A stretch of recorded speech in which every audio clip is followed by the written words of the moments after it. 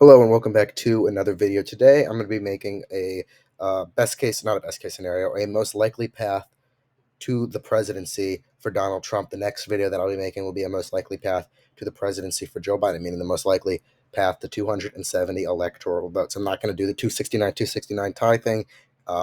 Assuming that does happen and it is a 269 tie, Donald Trump likely would be elected the president or become the president due to the Republicans um, having a majority of state delegations at the moment and projected to have a majority of state delegations after the elections.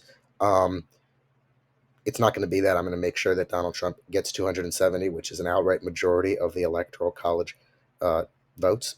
And for the next video, it'll be the easiest path for Joe Biden to receive 270 electoral votes and retain the presidency. With that being said, because it's Donald Trump's not best case, I'm not doing it, best path to the presidency, we're going to start off with safe Republican states. Um, in this scenario, this is assuming he wins the presidency. I do believe that Alaska will be, at this point, a safe Republican state, although there have been some slight concerns on the part of Republicans that it is slightly narrowing up and could go below 10-point victory margin. I just don't see that happening in a scenario where Trump does, in fact, win the election. Safe Biden states. I'm not going to be too meticulous about this. I'm even going to include New York, although some people are saying New York could be in the likely category at the moment. It's just not, there's not enough data coming out of New York, in my opinion. Even if Trump does win the presidency, this is assuming he wins by the smallest of majorities. New York, in my mind, still would retain its safe identity as a Democrat state.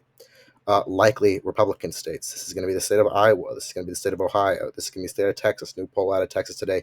Donald Trump leads by 8 points. That's by far a likely victory margin, and that'll be a bigger victory than Donald Trump had in 2020, and on par with his victory margin in 2016, as well as the state of Florida and Maine's 2nd Congressional District. In my opinion, Florida, regardless of Donald Trump winning or losing this election, really is not in play. I do think that Donald Trump has a pretty solid shot at winning the state of Florida, and you'd be hard-pressed to find, um, in my mind, political pundits assuming that Biden can win the state under the Biden campaign, in the Biden administration, I guess, although you can't really, I guess, conjoin the two. Does believe that Florida is in play this election cycle. It's just, in my personal opinion, out of play. You have trending demographic shifts among Hispanics, especially Cubans, that dominate Florida because they're immigrants from Cuba, that are staunchly against the Democrat Party and greatly in favor of Donald Trump because they view Democrats as communist socialists, and that's exactly why they fled Cuba, fleeing the Castros, Fidel Castro. That's why they support Republicans, and you see those shifts happening in the state of Florida, even um, in 2018. But Florida not only retained a Republican governorship, Ron DeSantis was elected, but it also flipped a Democrat seat from the Senate. That is in 2018, which was a blue wave election. 2022, Ron DeSantis obviously beat his opponent. I believe, I forget the person. It wasn't Nikki Fried. It was the former governor, I believe, forgetting his name, by about 20 points. And Donald Trump expanded his victory margin from 2016 to 2020. I do think that will expand again, and Trump will win Florida by about, I mean, this is a wide margin, but anywhere from 5 to 10 points I would see happening. Possibly more than 10 points, just depending on where he's at that point in time. Anyway, let's head into our likely Biden states. This will be the state of Colorado, um, the state of New Mexico, the state of New Hampshire. That's going to be it for the likely Biden states. It's going to get him exactly to 200 electoral votes. Donald Trump, pretty unpopular in the state of New Hampshire. We saw that from the Republican primary there. Although he does have Chris Sununu's endorsement, it's not really going to help him out, in my opinion, in New Hampshire that much. Beside Maine's 2nd Congressional District and possibly Maine at large, we saw one poll with Trump up 6, the most recent poll from Pan Atlantic, although um, there's just not much data out of the state. The only other area in the Northeast that Donald Trump really has good or a somewhat of a chance at winning and possibly even campaign there once or twice. Looking at our lean Trump states and the best path to 270 electoral votes, you're going to give Donald Trump the state of North Carolina. Most recent poll has Donald Trump winning the state of North Carolina by 10 points, I believe, or 8 points, somewhere in that range. That's a likely margin victory. I'm not going to give it to him by a likely margin, but the North Carolina Biden campaign believes that state is in play. They're trying to expand on their victory from 2020. I don't know why they believe that's a good campaign strategy, given the data that we're getting out of these states. Previously, and you have to look at the previous historical context, polls have underestimated Donald Trump in most states in this country, besides states like Arizona and Nevada. In a state like North Carolina, Donald Trump repeatedly had been underestimated in the polls. I'm not sure if he was in 2020, but in 2016 especially, and especially 6 months out from the election, underrepresented historically. So if they have Donald Trump leading by 8 points now, who even knows what could possibly happen in 2020 in November 2024? But for this scenario, North Carolina will be a lean Republican state. The next state that's a lean Republican is the state of Georgia. That's a state that Donald Trump is most likely, out of all of the states that Joe Biden won in 2020, the state that Donald Trump is the most likely to flip in 2024. In my mind, if Donald Trump is only going to flip one state out of all the states that Joe Biden won in 2020, it would be the state of Georgia. Donald Trump is leading heavily in the polls there. They amended their voting system to uh, kind of like support more in-person voting and make it harder for, I guess, mail-in ballots, stuff like that. That does help Donald Trump, as Republicans do tend to vote more in person on election day. So Georgia, as well, on top of the fact that Brian Kemp obviously won the governorship there, Donald Trump only won by a very small, lost by a very small margin in 2020, and the current polls that are out of Georgia show Donald Trump winning the state by over 5 points. State of Virginia is a lean Democrat state. State of Minnesota, lean Democrat. Nebraska, second congressional district, will be a lean Democrat. Maine at large, I'll put as a lean Democrat state at the moment. That gets Biden to, in my mind, his floor probably at 226 electoral votes. Possibly Joe Biden's floor would be losing the state of Minnesota and Maine at large, and Nebraska second, but I do think that it would be pretty hard for that to happen.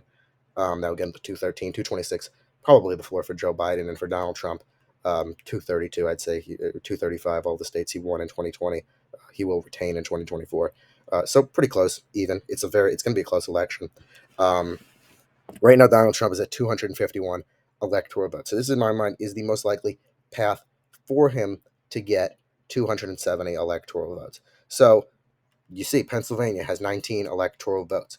Um, but I don't believe that Pennsylvania is more likely of a state to win than that Donald Trump is a more likely state to chance of winning Pennsylvania than he does a state like Wisconsin. So people would think, okay, sorry, I didn't mean to do that. That Pennsylvania would be a Republican state exactly to 270.